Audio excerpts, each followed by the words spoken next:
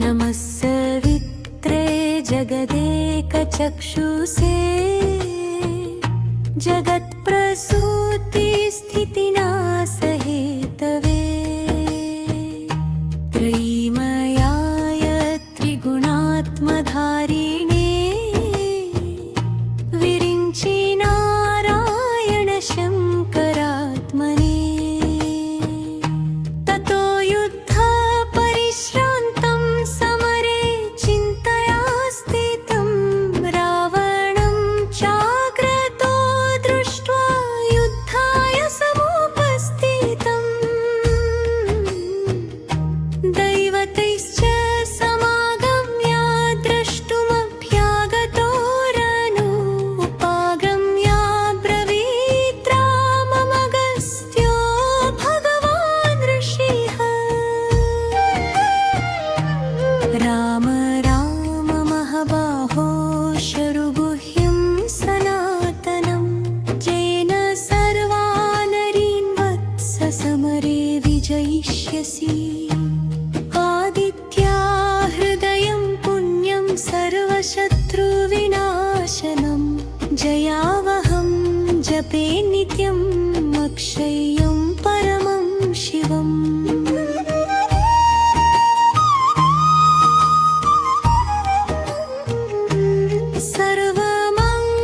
सर्वमङ्गलमाङ्गल्यं सर्वपापप्रणाशनं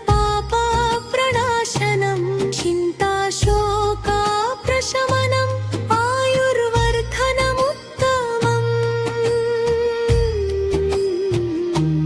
रश्मिमन्तं समूद्यन्तं देवासुरनमस्कृतं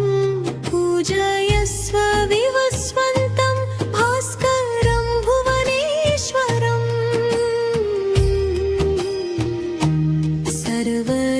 सर्वदेवात्मको ह्येष तेजस्वी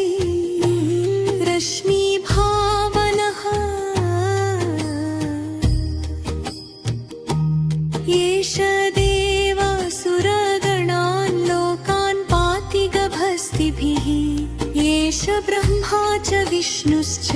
शिवस्कन्दवप्रजापतिः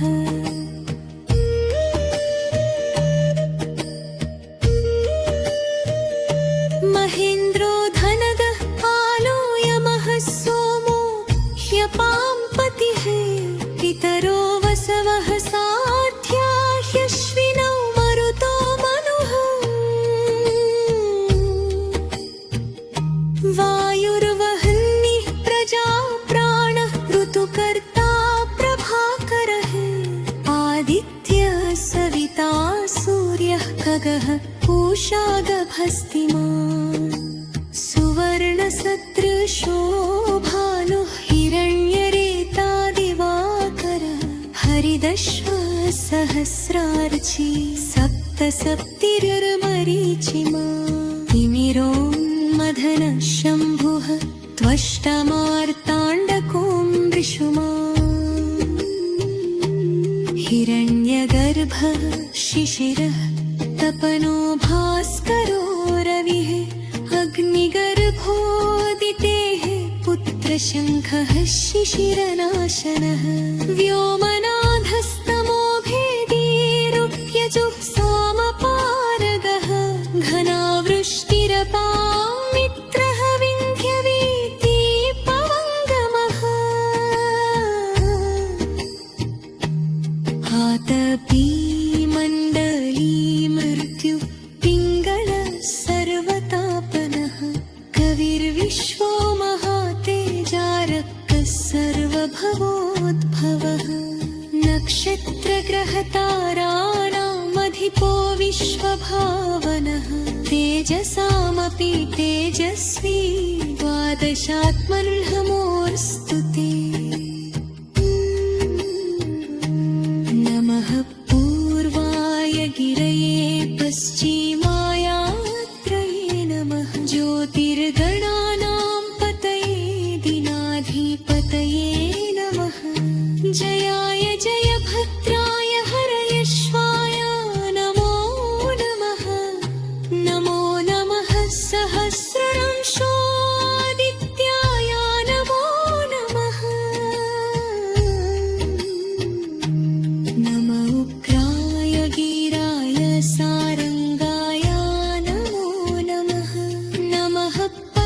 प्रबोधाय मार्ताण्डाय नमो नमः ब्रह्मेशानाच्युतेशाय सूर्यायादित्यवर्चसे भास्वते सर्वभक्षाय रौद्राय वपुषे नमः तनोघ्नाय हिमघ्नाय शत्रुघ्नाय अमितात्मने कृतघ्नघ्नाय धीरय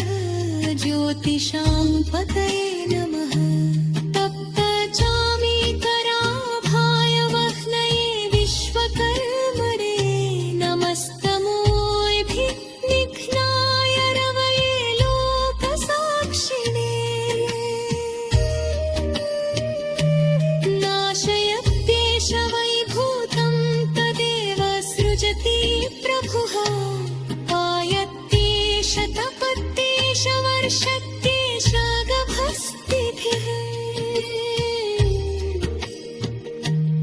एष सुप्तेषु जागर्ति भूतेषु परिनिष्मिता एष एवाग्निहोत्रं च फलं चैवाग्निहोत्रेण देवासुपतमश्चैव ततोनां फलमेव च यानि कृत्यानि लोकेषु सर्वैः शरदहि प्रभुः येन मापत्सु कुच्छेषु कान्तारेषु भवेषु च केतयन् पुरुषः कश्चिन्नरशुद्धपि राघवा पूजयस्वैनमेता प्रहतेव